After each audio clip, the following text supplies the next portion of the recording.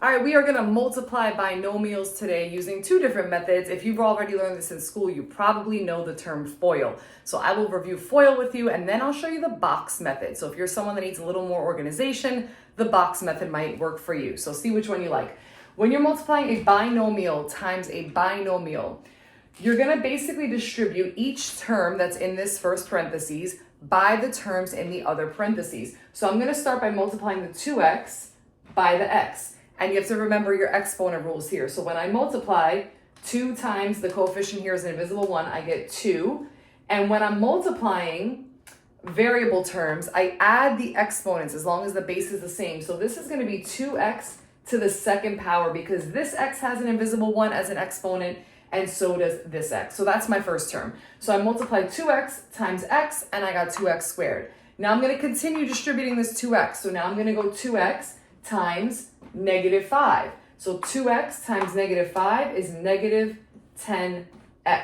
All right, I'm done distributing the first term. So now I'm going to go to the second term in my first parentheses, and I'm going to do the same thing. So I'm going to distribute the 3 to the x. So 3 times x is 3x because it's positive. I'm writing plus 3x.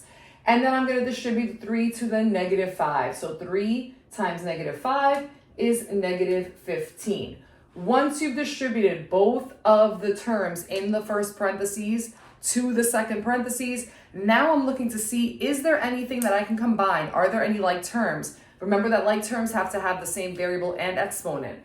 So I can't combine 2x squared with anything because there aren't any other x squared terms. However, I can combine negative 10x plus 3x. So I'm going to bring down the 2x squared. I'm going to add negative 10 plus 3 is negative 7. So this is negative 7x. And I'm going to bring down that negative 15 because I can't combine that with anything either. All right. So this is my final answer. And if you learned it in school as FOIL, FOIL means that you're multiplying the first two terms. So I'll write down the word for you. So FOIL, F stands for first. That means the first two terms in each parenthesis. So the 2x and the x, those are the first terms. The O stands for outer, meaning the outer terms. If you look on the outsides of the parentheses, so the 2x and the negative 5. I stands for inner, so now you're multiplying the two inside terms.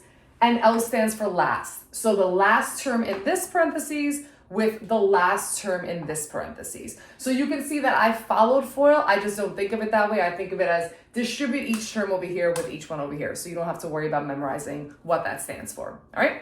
So I'll do the same problem using a box method.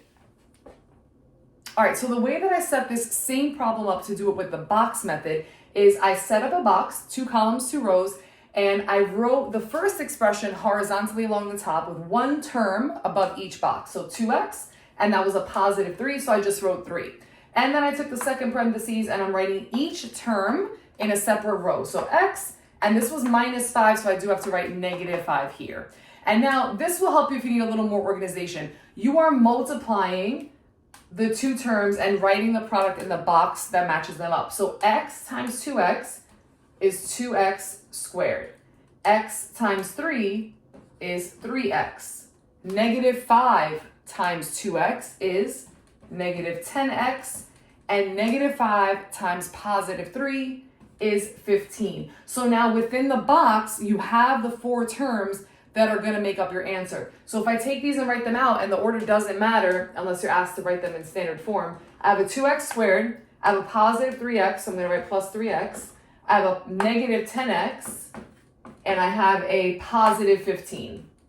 Oh, no, I'm sorry, that should have been a negative 15. Whoops. All right, so that becomes negative 15. And if this looks familiar, it's exactly what we had before, and now you just have to look to combine like terms. So 3x minus 10x, I have them in a different order this time, but it gives me the same thing. 3 minus 10 is still negative 7. So negative 7x. Bring down my other two terms. You have the same answer you got before. So it's just a method preference. All right. I will leave you some practice problems to do. The answers will be in the description of the video so that you know if you got them right. If you got any of them right, just hit that thumbs up button so that I know.